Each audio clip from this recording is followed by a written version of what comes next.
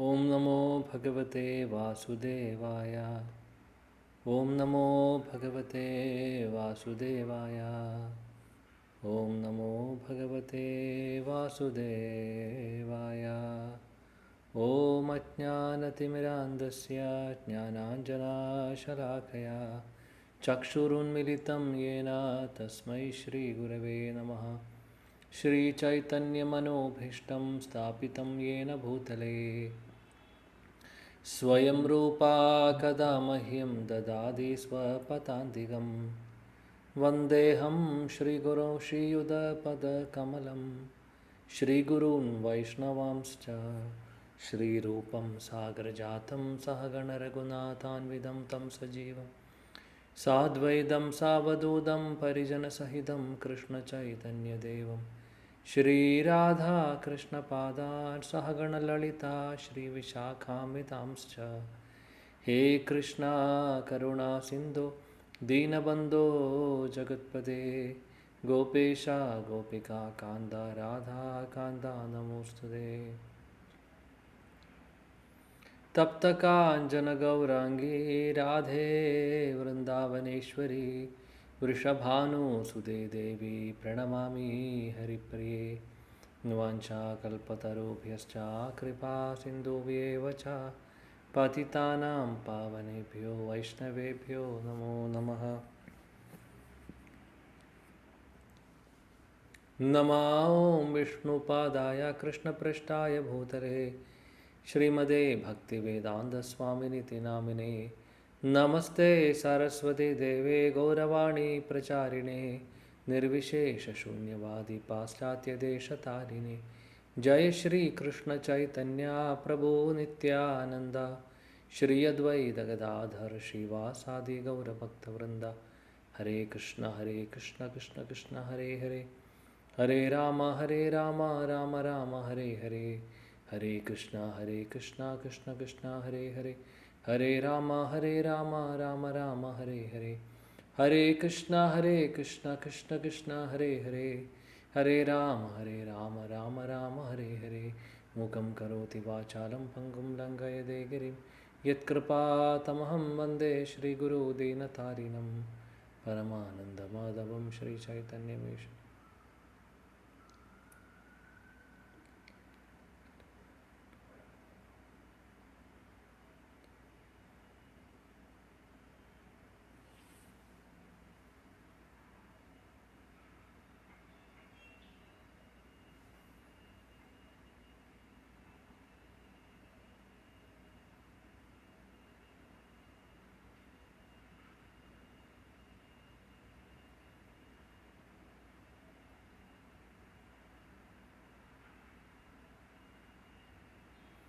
ഹരേ കൃഷ്ണ. എല്ലാവർക്കും എൻ്റെ വിനീതമായ നമസ്കാരം.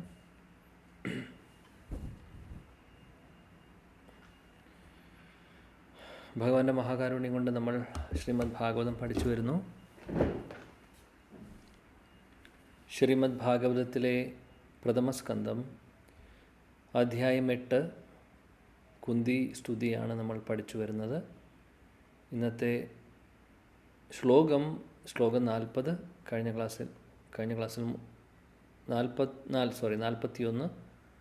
40ാമത്തെ ശ്ലോകം വരെയാണ് കഴിഞ്ഞ ക്ലാസ്സിൽ നോക്കിയത്. ഹരേ കൃഷ്ണ കൃഷ്ണ കൃഷ്ണ ഹരേ ഹരേ ഹരേ രാം രാം രാം ഹരേ ഹരേ. Okay,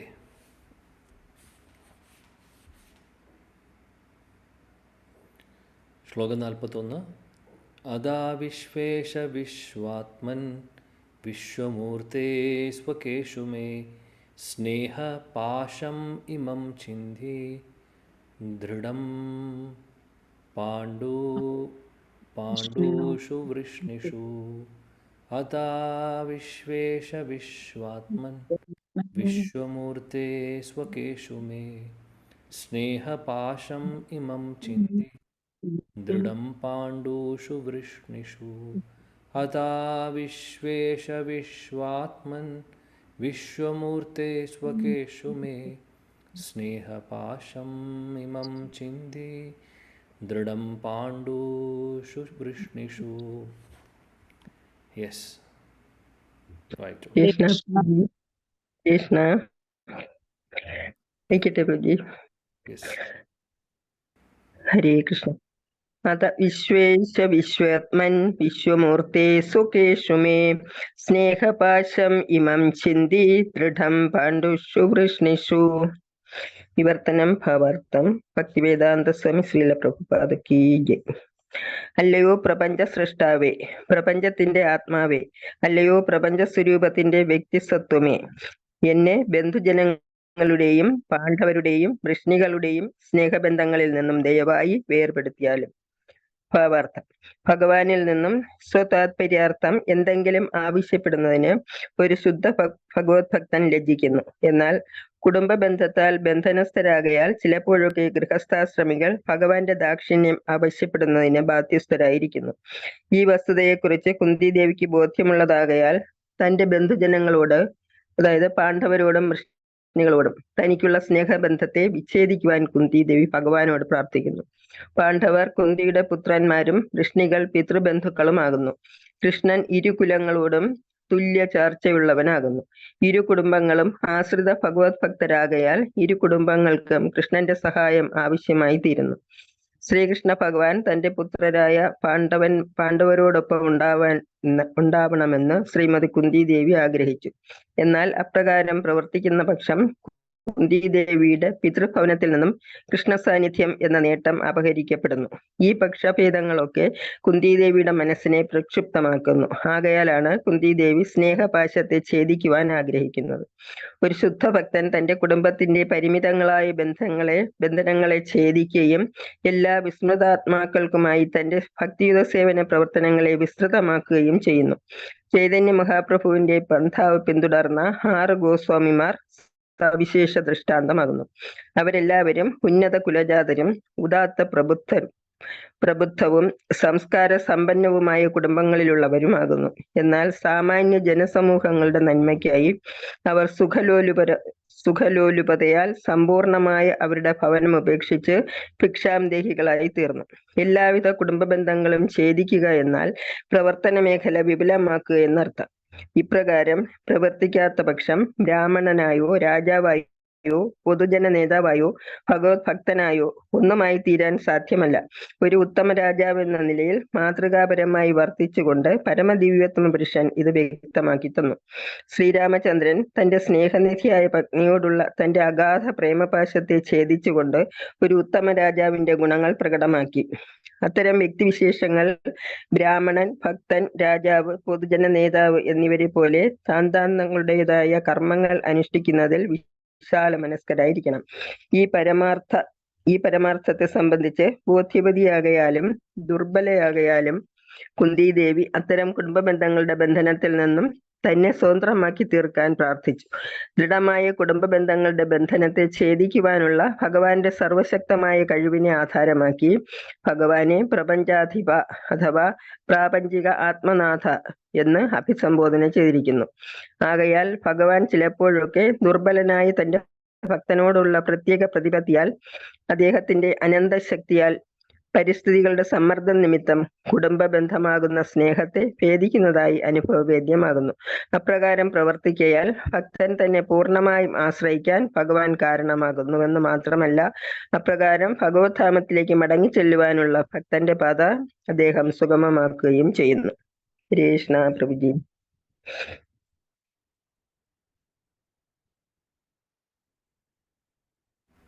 Hare Krishna. Thank you. വളരെ മനോഹരമായിട്ടുള്ള ശ്ലോകം. കുന്തി മഹാറാണിയുടെ പ്രാർത്ഥന നമുക്ക് പറയുകയാണെങ്കിൽ, ആലോചിക്കുകയാണെങ്കിൽ, ഈ ഒരു ഭാവത്തിൽ നമുക്ക് ആർക്കെങ്കിലും ശരിക്കും കുന്തി മഹാറാണി പ്രാർത്ഥിക്കുന്ന പോലെ പ്രാർത്ഥിക്കാനുള്ള ധൈര്യമുണ്ടോ എന്നുള്ളതാണ് ചോദ്യം. കാര്യം എന്താണെന്ന് വെച്ചാൽ, കുന്തി മഹാറാണി ഇതിനു മുമ്പ് വേറെ ഒരു ശ്ലോകത്തിൽ നമ്മൾ കണ്ടു, ഇനി എൻ്റെ ജീവിതത്തിൽ ഇനിയും പ്രശ്നങ്ങൾ തരൂ എന്നാണ് പറയുന്നത്. നമ്മളാരും അങ്ങനെ പ്രാർത്ഥിക്കാറില്ല. പ്രശ്നങ്ങളിൽ നിന്നൊരു നിവാരണമാണ് നമ്മൾ ഭഗവാനോട് ചോദിക്കുന്നത്. ഇവിടെയും അതേപോലെ പറയുവാണ്, എൻ്റെ എല്ലാ ബന്ധനങ്ങളും പാണ്ഡവരായിട്ടുള്ള ബന്ധങ്ങളും അല്ലെങ്കിൽ വൃഷ്ണി കുടുംബമായിട്ടുള്ള ബന്ധങ്ങൾ, എല്ലാ ബന്ധങ്ങളിൽ നിന്നും ചിന്തി എന്ന് പറഞ്ഞു കഴിഞ്ഞാൽ എല്ലാ ബന്ധങ്ങളെയും സ്നേഹപാശം ഇമം ചിന്തി. കാര്യം ഇതെല്ലാം, ഈ ബന്ധങ്ങളെല്ലാം സ്നേഹപാശം കൊണ്ട് കെട്ടിയിരിക്കുകയാണ്. സ്നേഹപാശം എന്ന് പറഞ്ഞു കഴിഞ്ഞാൽ ആ സ്നേഹബന്ധങ്ങൾ കൊണ്ട് കെട്ടിയിട്ടുള്ള ബന്ധങ്ങളാണ് ഇതെല്ലാം, അല്ലേ? നമ്മുടെ ഫാമിലി റിലേഷൻസ്, അതേപോലെ തന്നെ ബന്ധുജനങ്ങളായിട്ടുള്ള റിലേഷൻ, ഇതെല്ലാം നമ്മുടെ സ്വന്തം ആൾക്കാർ എന്നുള്ളൊരു ഫീലിംഗ് പലപ്പോഴും നമുക്ക് വരും, അല്ലേ? അപ്പോൾ അത് എന്താണ്? സ്നേഹപാശം കൊണ്ട് ബന്ധിച്ചിരിക്കുകയാണ്. പക്ഷേ എന്തുകൊണ്ട് കുന്തി മഹാറാണി പറയുന്നു അതെല്ലാം മുറിച്ചു തരണം, ഈ പാശമെല്ലാം, ഈ കയറുകളെല്ലാം മുറിച്ചു തരണമെന്ന് പറയുന്നത് എന്തുകൊണ്ടാണ് ഭഗവാനോട് എന്ന് വെച്ചാൽ, എന്നാലേ ഈ ബന്ധങ്ങളൊക്കെ മുറിച്ചാൽ മാത്രമേ നമുക്ക് അവസാനം ഭഗവാന്റെ അടുത്തേക്ക് പോകാൻ സാധിക്കുകയുള്ളൂ. അതുകൊണ്ടാണ് ഇങ്ങനെ പ്രാർത്ഥിക്കുന്നത്, ഭഗവാനോട് പ്രാർത്ഥിക്കുകയാണ്. അതാണ് പറയുന്നത്, കുന്തി മഹാറാണിയുടെ പ്രാർത്ഥന വളരെ സ്ട്രോങ് ആണ്. നമുക്കത് എത്രമാത്രം റിപ്പീറ്റ് ചെയ്യാൻ ആ ഒരു ഭാവത്തോടുകൂടി ചെയ്യുവാൻ സാധിക്കുമെന്നുള്ളത് ഓരോരുത്തരും വിലയിരുത്തേണ്ടതാണ്, സ്വയം വിലയിരുത്തേണ്ടതാണ്. ഇവിടെ പറയുന്നു, ശ്രീല പ്രഭുപാദി ഭാവാർത്ഥത്തിൽ അത് കൂടുതൽ എക്സ്പ്ലെയിൻ ചെയ്തു തരുവാണ് ചെയ്യുന്നത് നമുക്ക് വേണ്ടി. ഒരു ശുദ്ധഭക്തൻ ഒന്നും ചോദിക്കില്ല ഭഗവാനോട്, അല്ലേ? നമുക്കറിയാം, ശുദ്ധഭക്തൻ ഭക്തിയിൽ പുരോഗമനത്തിന് വേണ്ടിയിട്ട് ഭഗവാനോട് അഭ്യർത്ഥിക്കും, അല്ലാതെ ഭൗതികമായിട്ടുള്ള ഒന്നും തന്നെ ശുദ്ധഭക്തർ ചോദിക്കില്ല. അല്ലെങ്കിൽ കുടുംബത്തിലുള്ള ആർക്കു വേണ്ടിയും ശുദ്ധഭക്തർ ഒന്നും ചോദിക്കില്ല. അങ്ങനെ, അതായത് ഭൗതികമായിട്ടുള്ള നേട്ടങ്ങൾ. കാര്യം ഭൗതികമായിട്ടുള്ള നേട്ടങ്ങൾ ഭഗവാൻ എന്തെങ്കിലും നമ്മുടെ കർമ്മം അനുസരിച്ച്, നമ്മുടെ യോഗ്യത അനുസരിച്ച് ഭഗവാൻ തരുന്നത് അതെന്താണെങ്കിലും അത് സ്വീകരിക്കുന്നു, അല്ലാതെ കൂടുതൽ ഒന്നും ചോദിക്കുന്നില്ല. അതാണ് ശുദ്ധഭക്തരുടെ ഒരു ഹൃദയം, അവരങ്ങനെയാണ്. കുന്തി മഹാറാണി പറയുന്നു, അത് കുന്തി മഹാറാണിക്ക് അറിയാം ശുദ്ധഭക്തർ അങ്ങനെയാണ് എന്നുള്ളത്. കുന്തി മഹാറാണിയുടെ ചിന്ത അങ്ങനെ തന്നെയാണ്. അതുകൊണ്ടാണ് കുന്തി മഹാറാണി ഒന്നും ഇതുവരെ നമ്മൾ കേട്ടിട്ടുണ്ടാവും ഒരിക്കലും പ്രാർത്ഥിച്ചിട്ടില്ല. ഈ കുന്തി സ്തുതിയിൽ മാത്രമല്ല, അല്ലാത്ത സമയങ്ങളിലും കുന്തി മഹാറാണി ഒരിക്കലും പ്രാർത്ഥിച്ചിട്ടില്ല, എൻ്റെ കുടുംബത്തിൽ പ്രശ്നങ്ങൾ നടക്കുന്നു, അതുകൊണ്ട് ഭഗവാൻ കൂടെ ഇരുന്ന് ഇതെല്ലാം ശരിയാക്കി തരണം, രാജ്യം നഷ്ടപ്പെട്ടു, അത് രാജ്യം നഷ്ടപ്പെട്ടത് തിരിച്ചെടുത്ത് തരണം. അങ്ങനെ ഒരു പ്രാർത്ഥന നമ്മളിതുവരെ കേട്ടിട്ടുണ്ടാവില്ല. അവർ എല്ലാം ഉപേക്ഷിച്ച്, എല്ലാം നഷ്ടപ്പെട്ടിട്ട് അവർ കാട്ടിലേക്ക് പോകുമ്പോഴും ഒരിക്കലും അങ്ങനെ പ്രാർത്ഥിച്ചിട്ടില്ല ഭഗവാനോട്. ഓ കൃഷ്ണനെ ഭഗവാനെ കാണുവാനും ഭഗവാന്റെ സാമീപ്യത്തിനും വേണ്ടി പ്രാർത്ഥിച്ചിട്ടുണ്ട്. അല്ലാതെ ഞങ്ങളുടെ രാജ്യം നഷ്ടപ്പെട്ടു, ഞങ്ങൾക്ക് തിരിച്ചു തരണം, അങ്ങനെയൊരു പ്രൊപ്പറേറ്റർഷിപ്പിൽ, ആ ഒരു ഭാവത്തിലൊന്നും ഒരിക്കലും പ്രാർത്ഥിച്ചിട്ടില്ല. കാര്യം കുന്തി മഹാറാണിക്കും പാണ്ഡവർക്കും അറിയാം ഇതെല്ലാം ഭഗവാന്റേതാണ്, അവരുടേതായിട്ടുള്ളതൊന്നുമില്ല. താൽക്കാലികമായിട്ട് നോക്കി നടത്താൻ വേണ്ടി വാടകക്കാരെ പോലെ ഇരിക്കുന്നു, അല്ലാതെ എല്ലാം ഭഗവാന്റെ സമ്പാദ്യമാണ്, അല്ലെങ്കിൽ എല്ലാം തന്നെ ഭഗവാന്റേതാണ്, നമ്മുടെയല്ല. ആ ഒരു ഭാവം അവർക്കൊക്കെ ഉണ്ടായിരുന്നു. അപ്പോൾ ഇവിടെ കുന്തി മഹാറാണി പ്രാർത്ഥിക്കുന്നത് അത് തന്നെയാണ്. കാര്യം ചിലപ്പോഴൊക്കെ ശീലപ്രഭുപാദി പറയുന്നു, ചിലപ്പോഴൊക്കെ നമുക്ക് ഈ കുടുംബ ബന്ധങ്ങളുള്ളത് കൊണ്ട് പലപ്പോഴും ഭഗവാനോട് പല കാര്യങ്ങളും ചോദിക്കേണ്ടതായിട്ട് വരുന്നു. കുടുംബ ബന്ധങ്ങൾ നിലനിർത്തി കൊണ്ടുപോകാനും അല്ലെങ്കിൽ സമാധാനപരമായിട്ടുള്ളൊരു കുടുംബം മുന്നോട്ട് കൊണ്ടുപോകാനും വേണ്ടി ചിലപ്പോൾ പലതും ഭഗവാനോട് ചോദിക്കേണ്ടി വരുന്നു. പക്ഷേ അങ്ങനെയുള്ള കാര്യങ്ങളൊന്നും കുന്തി മഹാറാണിക്ക് താല്പര്യമില്ലാത്തതുകൊണ്ട് പറയുകയാണോ, അതുകൊണ്ട് എനിക്ക് ഒന്നും ചോദിക്കണം എന്ന് ആഗ്രഹമില്ല അങ്ങയോട് ഒന്നും വേണ്ട. അപ്പോൾ ഇനി അങ്ങയോട് ചോദിക്കാനുള്ള സാധ്യത വരുന്നത് ഇതേപോലെ ഈ ബന്ധങ്ങളൊക്കെ ഉള്ളപ്പോഴാണ്. അപ്പോൾ ബന്ധങ്ങളൊന്നും ഇല്ലാതെയാവുമ്പോൾ എനിക്കൊന്നും വേണ്ട, അങ്ങേ മാത്രം മതി, ഭഗവാന്റെ സേവനം മാത്രം മതി എന്നുള്ള ഭാവം. ആ ഒരു ഭാവത്തിലാണ് കുന്തി മഹാറാണി പ്രാർത്ഥിക്കുന്നത്. ഒരുപാട് ഹൈ ലെവൽ തിങ്കിങ് ആണ് കുന്തി മഹാറാണിയുടെ. പാണ്ഡവരെന്ന് പറഞ്ഞു കഴിഞ്ഞാൽ സ്വന്തം മക്കൾ, ഒന്ന് ആലോചിച്ച് നോക്കൂ, സ്വന്തം മക്കളായിട്ടും വൃഷ്ണി, അച്ഛൻ്റെ കുടുംബം, മറ്റുള്ള ബന്ധുജനങ്ങൾ, ഈ ബന്ധങ്ങൾ മുറിച്ച് തന്നോളൂ എന്നാണ് പറയുന്നത്. അപ്പോൾ അത്രമാത്രം ഡീപ്പാണ് കുന്തി മഹാറാണിയുടെ പ്രാർത്ഥന.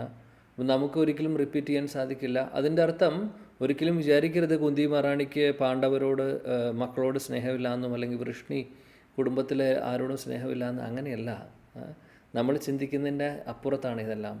ഒരു ശുദ്ധ ഭക്തൻ എന്ന് പറഞ്ഞാൽ എല്ലാവരെയും സ്നേഹിക്കുന്നു, എല്ലാവർക്കും വേണ്ട കാര്യങ്ങളൊക്കെ ചെയ്തു കൊടുക്കുന്നു. എന്നാൽ ഉള്ളിൽ ആ ഒരു സ്നേഹബന്ധത്തെ ഭഗവാനുമായിട്ട് കണക്റ്റ് ചെയ്തുകൊണ്ടുള്ള സ്നേഹമായിരിക്കും. അതാണ് വ്യത്യാസം. ഭഗവാൻ ആണ് എനിക്ക് ഈ ഒരു ഉത്തരവാദിത്വം തന്നിട്ടുള്ളത്. അപ്പോൾ കുടുംബത്തിൽ ഞാൻ ജനിച്ചു, ഈ കുടുംബത്തിലാണ് ഈ കുടുംബത്തിലെ കാര്യങ്ങൾ നോക്കേണ്ടതായിട്ടുണ്ട് എനിക്ക്. അപ്പോൾ അതുകൊണ്ട് ആ ഒരു ഭഗവത് ഭാവത്തോട് കൂടിയിട്ടുള്ള സ്നേഹബന്ധം ഓക്കെയാണ്. ഭഗവത് ഭാവത്തോട് കൂടിയിട്ട് അല്ലാത്ത സ്നേഹബന്ധത്തിന് പ്രശ്നം എന്താണെന്ന് വെച്ചാൽ അവിടെയാണ് ബോണ്ടിങ് വരുന്നത്. നമുക്കൊക്കെ ഉള്ളത് ഭഗവത് ഭാവത്തോട് കൂടിയിട്ടുള്ള സ്നേഹബന്ധങ്ങളല്ല, പൂർണ്ണമായിട്ടും ശാരീരികപരമായിട്ടുള്ള ബന്ധങ്ങളാണ്.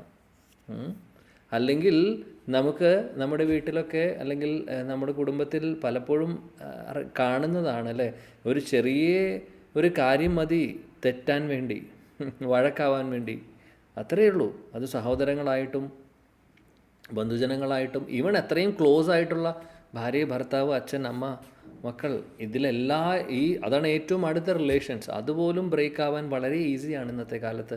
കാര്യം എല്ലാം ശരീരബന്ധത്തോട് സംബന്ധിച്ചിട്ടുള്ളതായതുകൊണ്ട് എല്ലാവരും ആ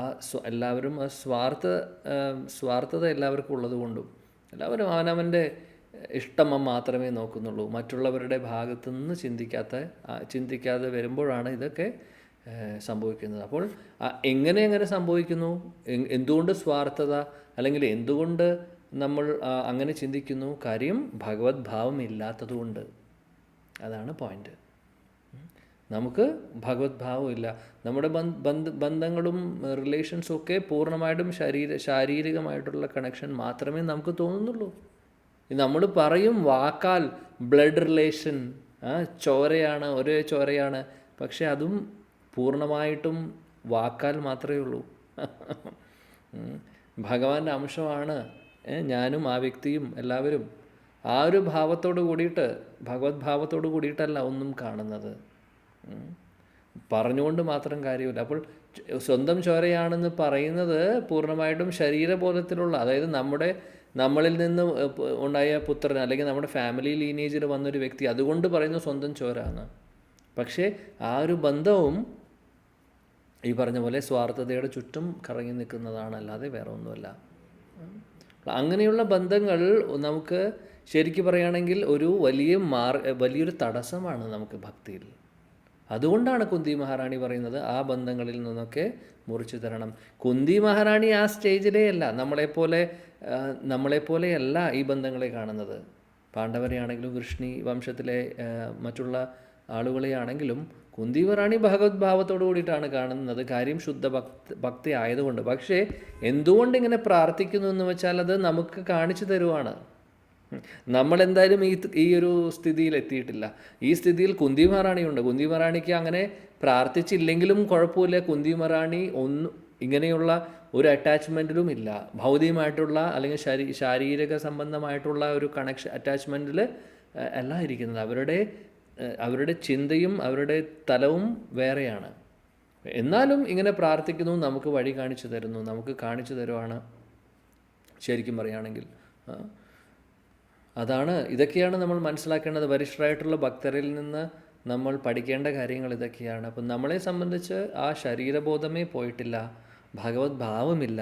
അങ്ങനെ വരുമ്പോഴാണ് അത് വലിയൊരു തടസ്സമായി മാറുന്നത്. ഒരിക്കൽ നമ്മൾ ക്ലാസ്സിൽ ചർച്ച ചെയ്തിട്ടുണ്ട് എന്ന് വിശ്വസിക്കുന്നു. ഈ അടുത്ത് തന്നെ നാരദമുനി ഒരു സേട്ടിൻ്റെ വീട്ടിലേക്ക് പോകുന്നതും അവിടെ ആ സേട്ടിനൊരു ഓഫർ കൊടുക്കുന്നു, ഇന്ന് എൻ്റെ കൂടെ വരുന്നു എന്ന് ചോദിച്ചിട്ട് അദ്ദേഹം പറയുന്നു പിന്നെ വരാൻ പറയുന്നു. അങ്ങനെ ആ കഥ ഞാൻ ഈ അടുത്ത് പറഞ്ഞിട്ടുണ്ടെന്ന് വിചാരിക്കുന്നു. അപ്പോൾ ഞാൻ വീണ്ടും റിപ്പീറ്റ് ചെയ്യുന്നില്ല. അതിൽ കാണാം നമുക്ക്. അതിൽ ഒരിക്കൽ വന്ന് നാരദമുനി ചോദിക്കുന്നു, നാരദമുനി വൈകുണ്ഠത്തിലേക്ക് നേരിട്ട് ആ വ്യക്തിയെ കൊണ്ടുപോകാൻ വേണ്ടി വന്നിരിക്കുകയാണ്. ഒരു യോഗ്യതയുമില്ല അദ്ദേഹത്തിന്. ഭൗതികമായിട്ടുള്ള എല്ലാ കാര്യങ്ങളുടെയും പുറകിൽ നടക്കുന്ന, പൈസയോട് ഒരുപാട് അത്യാഗ്രഹമുള്ള അങ്ങനെയുള്ളൊരു വ്യക്തി, ഒരുപാട് സമ്പാദിച്ചിട്ടുണ്ട്, പക്ഷേ പിശുക്കനാണ്. അങ്ങനെ ഒരുപാട്, അദ്ദേഹത്തിന് ഒരു ക്വാളിഫിക്കേഷനും ഇല്ല. പക്ഷേ നാരദമുനി എന്താ പറയുക, ഓഫർ പീരീഡ് ആയതുകൊണ്ട് നാരദമുനി അങ്ങോട്ട് വിളിച്ചു കൊണ്ടുപോകണം. അങ്ങനെ ഒരാൾക്ക് ഞാൻ ഇടയ്ക്ക് ഒരു ക്വാളിഫിക്കേഷൻ ഇല്ലാത്ത ആൾക്കാർക്കും ഇടയ്ക്ക് നാരദമുനി ഇതുപോലെ അനുഗ്രഹിക്കും. അങ്ങനെ അദ്ദേഹത്തിനൊരു മഹാസൗഭാഗ്യം കിട്ടി. പക്ഷേ അദ്ദേഹത്തിന് സൗഭാഗ്യമാണെന്ന് പോലും മനസ്സിലായില്ല. അങ്ങനെ അദ്ദേഹം പറഞ്ഞു പിന്നീട് വരാൻ പറഞ്ഞു. പിന്നീട് വന്നപ്പോൾ കുറച്ചും കൂടെ എൻ്റെ പൈസയെല്ലാം എല്ലാവർക്കും ഡിസ്ട്രിബ്യൂട്ട് ചെയ്യാനുണ്ട്, ഇപ്പോൾ വന്നാൽ ശരിയാവില്ല, പിന്നീട് വരാൻ പറഞ്ഞു. പിന്നെ നാരദമുനി പറഞ്ഞു അവസാനത്തെ അവസരമാണ്, കൂടെ വന്നോളൂ, വൈകുണ്ഠത്തേക്ക് കൊണ്ടുപോകാം.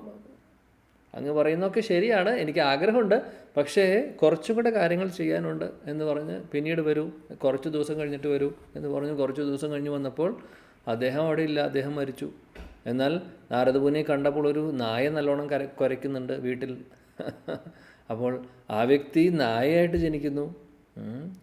എന്നാലും ആ വീടും പരിസരവും വിട്ടു പോയിട്ടില്ല. കാര്യം ആ വീടിനോടുള്ള അറ്റാച്ച്മെൻറ്റ് കാരണം. ഇതാണ് പറയുന്നത്. ഇനി പിന്നീട് ഞാൻ വിശദമായിട്ട് പോകുന്നില്ല ആ കാര്യം, എനിക്ക് തോന്നുന്നു ഈ അടുത്ത് തന്നെ നമ്മൾ ചർച്ച ചെയ്തിട്ടുള്ളത് കൊണ്ട്. അതിനുശേഷം കുറച്ച് ദിവസങ്ങൾ വർഷങ്ങൾക്ക് ശേഷം വീണ്ടും നായായിരിക്കുമ്പോഴും നാരദമുനി ചോദിക്കും ഇപ്പോഴെങ്കിലും ഒരു അവസരമുണ്ട്, എൻ്റെ കൂടെ വന്നോളൂ. അപ്പോഴും പറയുന്നു, നായയായിട്ടും അദ്ദേഹം പറയുന്നത് അതാണ്, ശരിയായിട്ടില്ല, ഇവിടുത്തെ കാര്യങ്ങളൊന്നുകൂടി സ്റ്റേബിൾ ആയിട്ടില്ല, കുറച്ചും കൂടെ കഴിഞ്ഞിട്ട് വന്നാൽ ഞാൻ വരാം. അതിനുശേഷം വീണ്ടും വരുമ്പോൾ നായയില്ല, പകരം അവരുടെ സമ്പാദ്യമെല്ലാം സൂക്ഷിച്ചു വച്ചിട്ടുള്ള കല്ലറയുണ്ട്. ആ കല്ലറയുടെ ഉള്ളിൽ ഒരു പാമ്പായിട്ട് അത് ആ സമ്പാദ്യത്തെ പ്രൊട്ടക്റ്റ് ചെയ്യാൻ വേണ്ടിയിട്ട് അവിടെ ഇരിക്കുന്നു ഈ വ്യക്തി തന്നെ. അപ്പോൾ അങ്ങനെയാണ് നമ്മുടെ അവസ്ഥ, അങ്ങനെയാണ് ആളുകളുടെ അവസ്ഥ. ഇതാണ് ആളുകളുടെ അവസ്ഥക്കാർ. അറ്റാച്ച്മെൻറ്റ് ഒരിക്കലും പോകുന്നില്ല ഒന്നിനോടും. ബന്ധങ്ങളോടായിരിക്കാം, പൈസയോടായിരിക്കാം, സ്ഥാനമാനങ്ങളോടായിരിക്കാം, എന്തെങ്കിലും അറ്റാച്ച്മെൻറ്റോടാകും. പക്ഷേ ഇതെല്ലാം ഭൗതികമായിട്ടുള്ള അല്ലെങ്കിൽ ശരീരബോധത്തിലിരിക്കുമ്പോഴാണ് ഇങ്ങനെയുള്ള അറ്റാച്ച്മെൻറ്റ്സ് വരുന്നത്. ഇതെല്ലാം നമുക്ക് മാർഗ്ഗതടസ്സമാണ്, അതിനൊരു സംശയവുമില്ല. അതുകൊണ്ടാണ് ഇതെല്ലാം കട്ട് ചെയ്യണം എന്ന് പറയുന്നത്. കട്ട് ചെയ്യുന്നതെന്ന് പറഞ്ഞാൽ ഇതെല്ലാം ഉപേക്ഷിച്ച് പോവാനല്ല പറയുന്നത്, അങ്ങനെ ആരും പറയുന്നില്ല. അങ്ങനെ ചെയ്തിട്ടുള്ളവരുണ്ട്. ഇപ്പോൾ ഇവിടെ ഉദാഹരണം പറയുന്നു, 6 ഗോസ്വാമിമാർ, ഷഡ് ഗോസ്വാമിമാരെക്കുറിച്ചും ശ്രീ ചൈതന്യ മഹാപ്രഭുവിനെക്കുറിച്ചും. ശ്രീ ചൈതന്യ മഹാപ്രഭുവിന് ബന്ധങ്ങളും ഒക്കെ ഉണ്ടായിരുന്നു, അദ്ദേഹം സന്യാസം എടുത്തു. ഇനി ഷഡ് ഗോസ്വാമിമാർ ശ്രീ രൂപ്, ശ്രീ സനാതന ഭട്ട രഘുനാഥ്, ശ്രീ ജീവ ഗോപാലഭട്ട ദാസ രഘുനാഥ്, അവരുടെ കാര്യം നോക്കുകയാണെങ്കിലും അവരും വലിയ വലിയ കുടുംബത്തിൽ ജനിച്ചവരാണ്. പക്ഷേ അതൊക്കെ അവർ ഉപേക്ഷിച്ച് ഭഗവത് ഭക്തി മാർഗത്തിൽ ഇറങ്ങി നമ്മളെപ്പോലുള്ളവരെ ഉദ്ധരിക്കാൻ വേണ്ടി അവർ ശാസ്ത്രങ്ങൾ എഴുതി, ഒരുപാട് ലീലാസ്ഥലികൾ പുനരുദ്ധാരണം ചെയ്തു, അമ്പലങ്ങൾ പണിതു, ഒരുപാട് പുസ്തകങ്ങൾ എഴുതി നമുക്ക് വേണ്ടിയിട്ട് അവരുടെ ജീവിതം സാക്രിഫൈസ് ചെയ്തു. അതായത് സാക്രിഫൈസ് ചെയ്തു ഇൻ ദ സെൻസ് അവരുടെ എല്ലാ റിലേഷനും കട്ട് ചെയ്ത് ഇറങ്ങി. അപ്പോൾ ഇങ്ങനെ ഇതെല്ലാം ഭഗവാനും ഭഗവാന്റെ നിത്യപാർഷദരും നിത്യസിദ്ധരായിട്ടുള്ള ഭക്തരും ഭഗവാനെ സഹായിക്കാൻ വേണ്ടിയിട്ട് വരുമ്പോൾ അവർ ഇതുപോലെയൊക്കെ ചെയ്യുന്നു. നമുക്ക് പക്ഷേ ഒരു പക്ഷേ ഇവർ രൂപഗോസ്വാമി, സനാതൻ ഗോസ്വാമി അല്ലെങ്കിൽ മറ്റുള്ള രഘുനാഥദാസ് ഗോസ്വാമിയൊക്കെ ചെയ്ത പോലെ അങ്ങനെ ചെയ്യുവാൻ നമുക്ക് സാധിക്കില്ല. കാര്യം നമ്മുടെ സിറ്റുവേഷൻ വ്യത്യാസമുണ്ട്. നമുക്ക് ഇമിറ്റേറ്റ് ചെയ്യാൻ അവരെ സാധിക്കില്ല. പക്ഷേ അവർ ചെയ്തതിൻ്റെ മൂഡാണ് നമ്മൾ മനസ്സിലാക്കേണ്ടത്. നമുക്ക് എന്ത് ചെയ്യാൻ സാധിക്കുന്നു? നമുക്ക് ചെയ്യാൻ സാധിക്കുന്നത് 2 കാര്യങ്ങളാണ്. ഒന്ന്, ഉള്ള സമയത്ത്, കുടുംബത്തിലിരിക്കുന്ന സമയത്ത് റിലേഷൻസ് എല്ലാം ഇരിക്കട്ടെ അതേപോലെ തന്നെ, പക്ഷേ നമ്മുടെ ഉള്ളിലുള്ള ഭാവം മാറ്റണം എന്നുള്ളതാണ്. ആ ഭഗവത് ഭാവത്തോട് കൂടിയിട്ടായിരിക്കണം എല്ലാവരെയും നോക്കിക്കാണേണ്ടത്, അല്ലാതെ ആ ശാരീരിക ബന്ധത്തോട് കൂടിയിട്ടല്ല. അങ്ങനെ ചിന്തിക്കുമ്പോഴാണ് നമ്മൾ ഈ ഒരു കുരുക്കിൽ പെട്ടുപോകുന്നത്. എന്നാൽ ഭഗവത് ഭാവത്തോടു കൂടി നമ്മൾ ആ വ്യക്തികളെ കാണുന്നു, എല്ലാവരെയും, ചുറ്റുമുള്ള എല്ലാവരെയും, മക്കളാവട്ടെ, അച്ഛനമ്മയാവട്ടെ, ബന്ധുജനങ്ങളാവട്ടെ, ഭഗവത് ഭാവത്തോട് കൂടിയിട്ട് അവർക്ക് സേവനങ്ങൾ ചെയ്തോളൂ, അവരെ സഹായിച്ചോളൂ, എല്ലാ കാര്യങ്ങളും ചെയ്തോളൂ. പക്ഷേ ആ ഒരു റിലേഷനും മെയിൻറ്റെയിൻ ചെയ്ത് കൊണ്ടുപോകണം. പക്ഷേ ഉള്ളിലുണ്ടാവേണ്ട ഭാവം ഇതാണ്: എനിക്ക് ഭഗവാൻ നിയോഗിച്ച് ഇങ്ങനെയൊരു അവസരം തന്നിരിക്കുന്നു, ഈ ഒരു ശരീരത്തിൽ എൻ്റെ കർമ്മങ്ങളനുസരിച്ചിട്ട് ഇങ്ങനൊരു കുടുംബ പശ്ചാത്തലമാണ് എനിക്ക് തന്നിട്ടുള്ളത്. അപ്പോൾ ഇത് നോക്കേണ്ടതായിട്ടുള്ള എനിക്ക് ഉത്തരവാദിത്തങ്ങൾ ഒരു സമയം വരെ, പരിധി വരെ എനിക്കുണ്ട്. അതുവരെ ഞാൻ നന്നായിട്ട് തന്നെ നോക്കും. അത് ആ ഒരു ഭാവത്തോടുകൂടി, ഭഗവാന്റെ സേവനമാണെന്ന് ധരിച്ച് ആ ഒരു ഭാവത്തോടുകൂടി നമ്മൾ ചെയ്യുമ്പോൾ, എല്ലാവരെയും അങ്ങനെ നോക്കിക്കാണുമ്പോൾ അതിന് ഈ പറയുന്ന പ്രശ്നങ്ങൾ വരുന്നില്ല. ആ ബന്ധങ്ങൾ ഭഗവത് ഭാവത്തിലാവുമ്പോൾ നമുക്ക് ആ ഒരു ബോണ്ടിങ് വരുന്നില്ല. അല്ലെങ്കിൽ ബോണ്ടിങ് അല്ല, ബോണ്ടേജ് വരുന്നില്ല. ബോണ്ടേജും ബോണ്ടിങ്ങും തമ്മിൽ വ്യത്യാസമുണ്ട്. ബോണ്ടിങ് എന്ന് പറഞ്ഞാൽ ആ ഒരു റിലേഷൻ, ബോണ്ടേജ് എന്ന് പറഞ്ഞാൽ ഊരാക്കുരുക്ക്, നമുക്ക് രക്ഷപ്പെടാൻ പറ്റാത്ത മാർഗം, ഒരവസ്ഥ. അപ്പോൾ അതാണ്, ആ ഒരു കാര്യമാണ് ആദ്യം നമ്മൾ ചെയ്യേണ്ടത്. അത് ഒരു പരിധി വരെ, ഒരു സമയം വരെ ആയിരിക്കും നമുക്ക് കൂടുതലും ഉത്തരവാദിത്തങ്ങൾ വരുന്നത്. അതുവരെ നമ്മൾ ഭഗവത് ഭാവത്തോടു കൂടി ഇരുന്ന് കാര്യങ്ങൾ ചെയ്യുക, ഉത്തരവാദിത്തോടു കൂടിയിട്ട് തന്നെ ചെയ്യുക, പക്ഷേ ഭഗവത് ഭാവത്തോട്. രണ്ടാമത്തെ കാര്യം എന്താണെന്ന് വെച്ചാൽ, നമ്മൾ ചെയ്യേണ്ട രണ്ടാമത്തെ കാര്യം എന്താണെന്ന് വെച്ചാൽ, ഒരു സമയം ആവുമ്പോൾ എല്ലാ റിലേഷനും എല്ലാ ഉത്തരവാദിത്തങ്ങളും അടുത്ത ജനറേഷനെ ഏൽപ്പിച്ച് നമ്മൾ ഫ്രീ ആയിട്ട്, പിന്നെയുള്ള സമയം ജീവിതത്തിൽ നമുക്കധികം ഉണ്ടാവില്ല, ഉള്ള സമയം പൂർണ്ണമായിട്ടും ഭഗവാന് വേണ്ടി മാറ്റിവെക്കുക. ഇതാണ് നമ്മൾ ചെയ്യേണ്ടത്. ഇതാണ് നമുക്ക് ശാസ്ത്രങ്ങൾ നമുക്ക് പറഞ്ഞു തരുന്നത്, നമ്മുടെ ഗുരുജനങ്ങളും പറഞ്ഞു തരുന്നത്. കാര്യം, നമുക്ക് ഇനിയൊരു ചാൻസ് എടുക്കാനില്ല. നമുക്കറിയില്ല ഇനി മനുഷ്യജന്മം തന്നെ കിട്ടുമോ എന്നുള്ളത്. ഇപ്പോൾ കിട്ടിയ ഒരു അവസരം നാളെ കിട്ടുമോ എന്നറിയില്ല. അപ്പോൾ നമുക്ക് സമയമില്ല കളയാൻ. നമുക്ക് അവസരം ഇനി ഉണ്ടാവില്ല എന്നറിയില്ല. അതുകൊണ്ട് നമുക്ക് എങ്ങനെ റിസ്ക് എടുക്കാൻ സാധിക്കും? അതുകൊണ്ട് പറ്റുന്ന കാര്യങ്ങൾ എത്രയും പെട്ടെന്ന് നമ്മൾ ഒരു ഭാഗത്തേക്ക് ആക്കി സെറ്റിലായിട്ട് നമ്മൾ പൂർണ്ണമായിട്ടും നമ്മുടെ സമയവും നമ്മുടെ എല്ലാ ഊർജവും ഭഗവാന്റെ സേവനങ്ങൾക്ക് വേണ്ടി ഉപയോഗിക്കുക. ഇതാണ് നമുക്ക് പറഞ്ഞു തരുന്ന കാര്യം നമ്മുടെ ഗുരുജനങ്ങൾ. ഇല്ലെങ്കിൽ നമുക്ക് ഭഗവത് ധാമത്തിലേക്ക് പോകാനോ, നമ്മൾ ആഗ്രഹിക്കുന്ന പോലെ ഭഗവത് സേവനങ്ങൾ ലഭിക്കുവാനോ, ഗോലോക വൃന്ദാവനം വൈകുണ്ഠത്തിലേക്ക് പോകാനോ ഒക്കെ ആഗ്രഹമുണ്ട്. പക്ഷേ നമ്മൾ അതിന് വേണ്ടിയിട്ടുള്ള കാര്യങ്ങൾ ചെയ്യുന്നില്ലെങ്കിൽ അവിടെ എത്താൻ സാധിക്കുമോ? എത്താൻ സാധിക്കില്ല. അതാണ് കാര്യം. നമ്മൾ പലപ്പോഴും പറഞ്ഞിട്ടുണ്ട് ക്ലാസ്സിൽ, അതായത് ഒരു ചെറിയൊരു അറ്റാച്ച്മെൻറ്റ് എന്തിനോടെങ്കിലും ഉണ്ടെങ്കിൽ, വ്യക്തികളോടാവാം, സാധനങ്ങളോടാവാം, സ്ഥാനമാനങ്ങളോടാവാം, എന്തിനോടെങ്കിലും ഒരു ചെറിയൊരു അറ്റാച്ച്മെൻറ്റ് നമുക്കുണ്ടെങ്കിൽ നമുക്ക് അങ്ങോട്ട് പോകാനുള്ള ഒരു വലിയൊരു തടസ്സമാണ്. ചെറിയ അറ്റാച്ച്മെൻറ്റ് വലിയ തടസ്സമാണ്. അതാണ്. അതുകൊണ്ട് അതെല്ലാം സീറോ ആവണം. നമുക്ക് ആകെ വരേണ്ട അറ്റാച്ച്മെൻ്റ് എന്ന് പറഞ്ഞു കഴിഞ്ഞാൽ, അതായത് നമുക്ക് പിരിഞ്ഞിരിക്കാൻ പറ്റാത്തൊരവസ്ഥ, ആ ഒരു ആസക്തിയോട് കൂടിയിട്ടുള്ളൂ, ഭഗവാൻ അല്ലാതെ വേറെ ഒന്നുമില്ല എനിക്ക് എന്നുള്ള ഭാവമാണ് നമുക്ക് വരേണ്ടത്. അപ്പോൾ അത് വരണമെങ്കിൽ മറ്റുള്ളതെല്ലാം പുറകോട്ട് പോയാലേ ഇത് ശരിയാവുള്ളൂ. അപ്പോൾ ഭഗവാനോടുള്ള അറ്റാച്ച്മെൻറ്റ് നമ്മൾ വളർത്തിയെടുക്കാൻ നോക്കുക. അതാണ് നമുക്ക് വളർത്തിയെടുക്കേണ്ടത്. മറ്റുള്ളത് വളർത്തിയെടുക്കേണ്ട ആവശ്യമില്ല. ഓൾറെഡി നമ്മൾ ആ ഒരു ബന്ധങ്ങൾ വളർന്നിരിക്കുകയാണ്. പക്ഷേ വളർന്നിരിക്കുന്ന അവസ്ഥ എന്ന് പറഞ്ഞു കഴിഞ്ഞാൽ, ഈ പറഞ്ഞ പോലെ അതിൻ്റെ ഭാവം വ്യത്യാസമുണ്ട്. അപ്പോൾ അതിനെ അങ്ങനെ തന്നെ നിർത്തുക, കൂടുതൽ അറ്റാച്ച്മെൻറ്റ് വരുത്താതെ നോക്കുക. കൂടുതൽ സാധനങ്ങളോടും സാമഗ്രികളോടും അല്ലെങ്കിൽ സ്ഥാനമാനങ്ങൾക്ക് വേണ്ടിയിട്ടോ അങ്ങനെയുള്ള കാര്യങ്ങളുടെ പുറകിൽ പോവാതെ, സമയം പാഴാക്കാതെ ഭഗവത് ഭാവത്തിലിരുന്നു കൊണ്ട് ഭക്തി സേവനങ്ങൾ ചെയ്ത് മുന്നോട്ട് പോയാലേ നമുക്ക് മുന്നോട്ട് ഭഗവാന്റെ അടുത്തേക്ക് എത്തുവാൻ സാധിക്കുകയുള്ളൂ. അല്ലെങ്കിൽ ഒരു പക്ഷേ വീണ്ടും നമുക്ക് ഈ ഒരു മനുഷ്യജന്മം പാഴാവും. അതിനുശേഷം ഇനി അടുത്ത ജന്മം എന്താവും എന്നറിയില്ല. ആയിക്കഴിഞ്ഞാലും നമ്മൾ എവിടെ അവസാനിപ്പിച്ചു അവിടെ നിന്ന് തുടങ്ങണം തീർച്ചയായിട്ടും. അങ്ങനെ ഒരു അവസരമുണ്ട്. പക്ഷേ എന്നിരുന്നാലും നമ്മുടെ ചിന്താഗതി പോലെ ഇരിക്കും മരണസമയത്ത് നമ്മുടെ അവസ്ഥ എന്താണെന്ന് നമുക്കറിയില്ല. ഇപ്പോൾ ഇതെല്ലാം ഒരുപാട് കാര്യങ്ങളുണ്ട് ഇതിൻ്റെ പുറകിൽ. അതുകൊണ്ട് നമ്മളെപ്പോഴും ഒരു ജാഗ്രതയോട് കൂടിയിട്ട് വേണം ഇരിക്കാൻ. അതുകൊണ്ടാണ് പറയുന്നത്, നമ്മുടെ പ്രയോറിറ്റി ഭഗവാനും ഭക്തി സേവനങ്ങളും ആക്കുക ജീവിതത്തിൽ.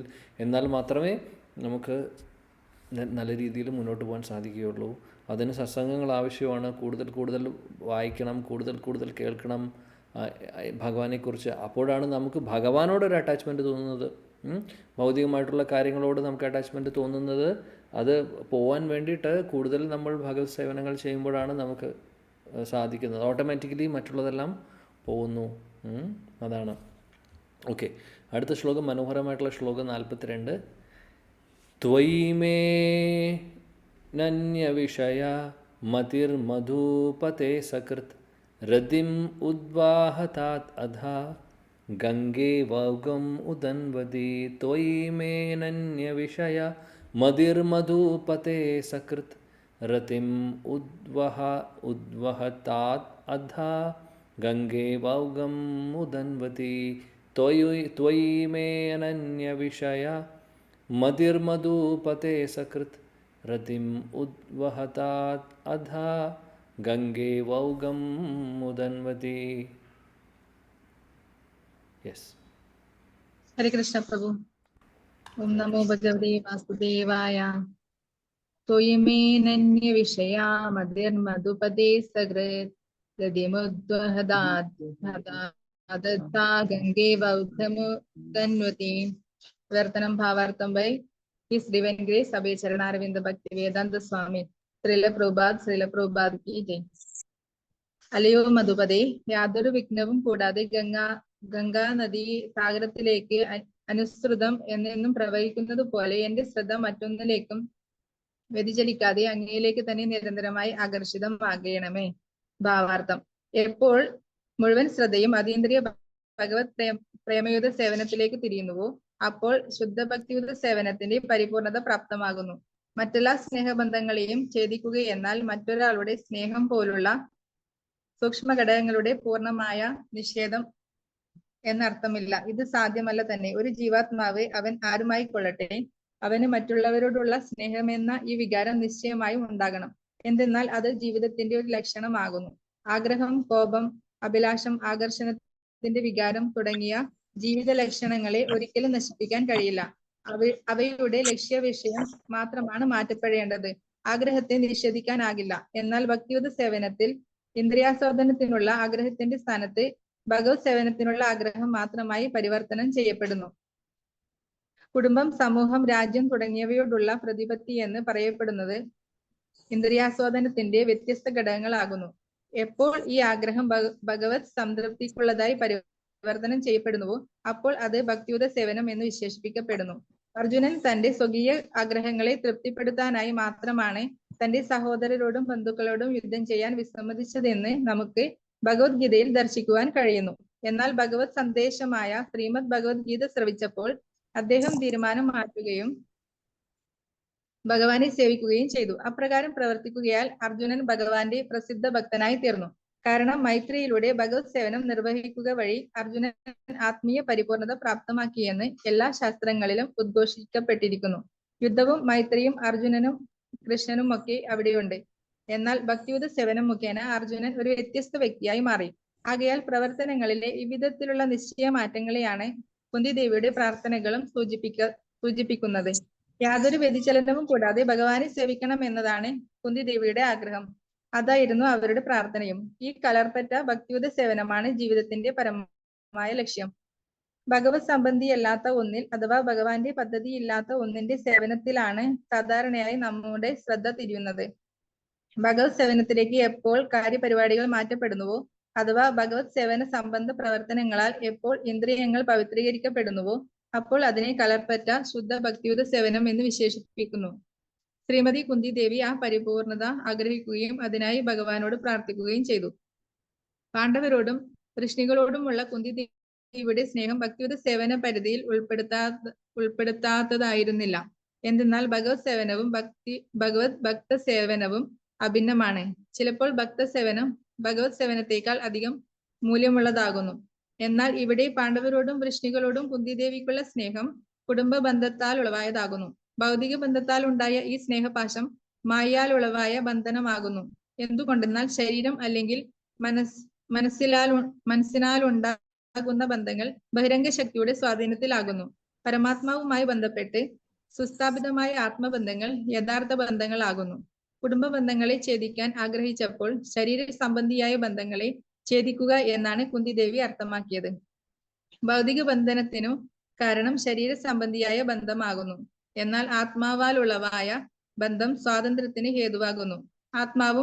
ആത്മാവും തമ്മിലുള്ള ഈ ബന്ധം പരമാത്മാവുമായുള്ള ബന്ധമെന്ന മാധ്യമത്തിലൂടെ സുസ്ഥാപിതമാക്കാൻ കഴിയും.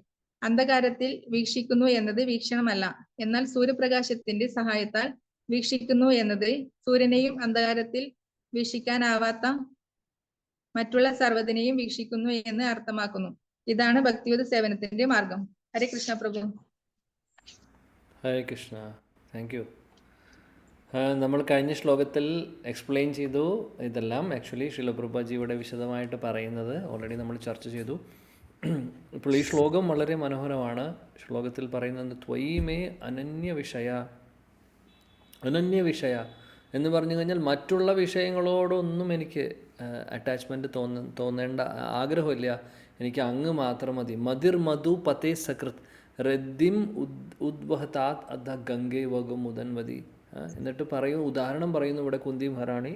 ഓ മധുസൂദന, ഓ കൃഷ്ണ, എങ്ങനെയാണോ ഗംഗ കടലിലേക്ക് ഒഴുകുന്നത് ഒരു തടസ്സവും കൂടാതെ, അതേപോലെ ഞാൻ അല്ലെങ്കിൽ എൻ്റെ ഹൃദയം വേറെ ഒന്നിനോടും ഒരു ആസക്തി തോന്നാതെ അങ്ങയോട് മാത്രം തോന്നിക്കൊണ്ട് എങ്ങനെയാണോ ഗംഗാ നദി വളരെ വളരെ സുഗമമായിട്ട് തടസ്സങ്ങളുമില്ലാതെ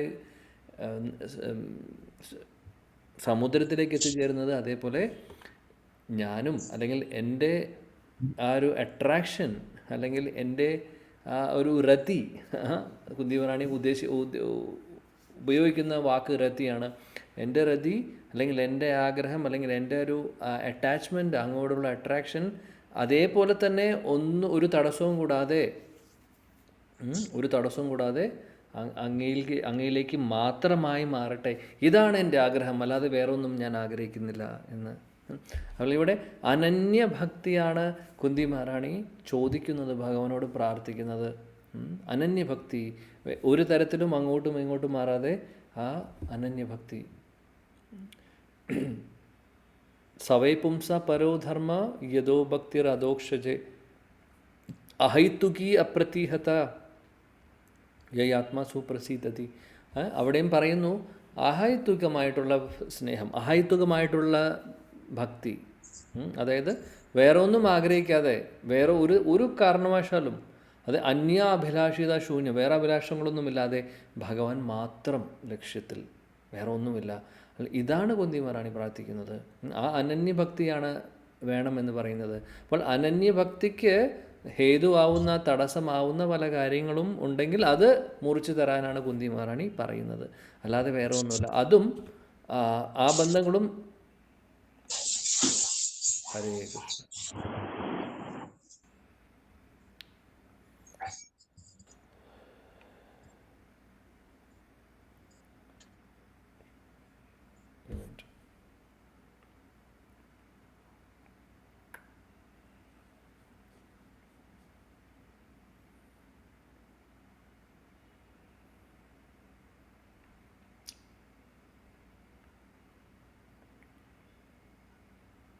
ഹരേ കൃഷ്ണ.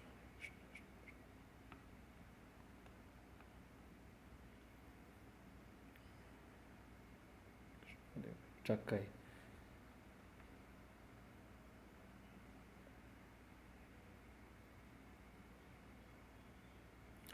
ഹരേ കൃഷ്ണ ഹരേ കൃഷ്ണ കൃഷ്ണ കൃഷ്ണ ഹരേ ഹരേ ഹരേ രാം രാം രാം.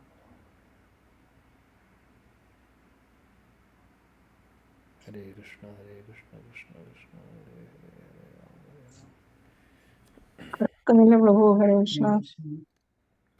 ഓക്കെ.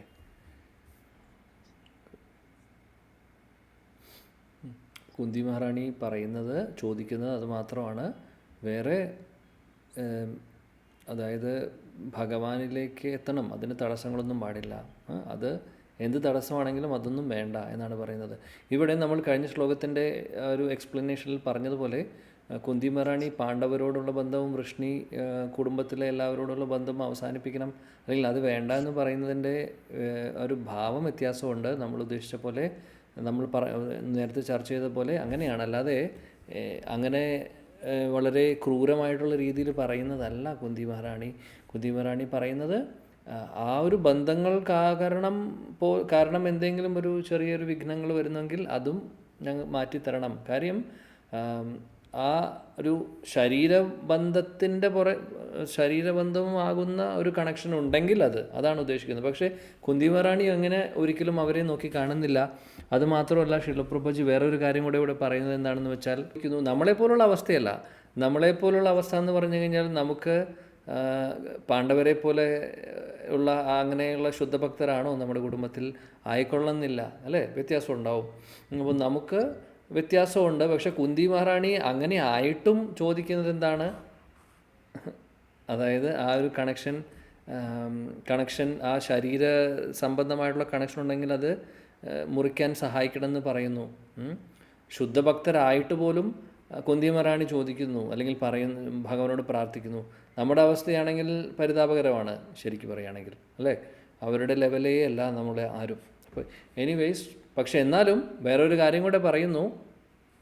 നമ്മൾ കഴിഞ്ഞ ശ്ലോകത്തിലെ എക്സ്പ്ലനേഷൻ പറഞ്ഞതുപോലെ ഭഗവത് ഭാവത്തിൽ എല്ലാവരെയും കണ്ടുകൊണ്ട് അവർക്ക് സേവനം ചെയ്യുന്നു. അപ്പോൾ അത് അവർക്ക് സേവനം ചെയ്യുന്നത് ഭഗവത് സേവനം പോലെ തന്നെ ആയി മാറുന്നു ആ ഒരു ഭാവത്തോടു കൂടി ചെയ്യുമ്പോൾ.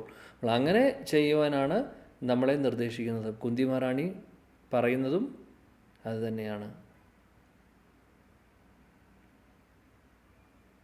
ഹരേ കൃഷ്ണ ഹരേ കൃഷ്ണ കൃഷ്ണ കൃഷ്ണ ഹരേ ഹരേ, ഹരേ രാമ രാമ രാമ ഹരേ ഹരേ.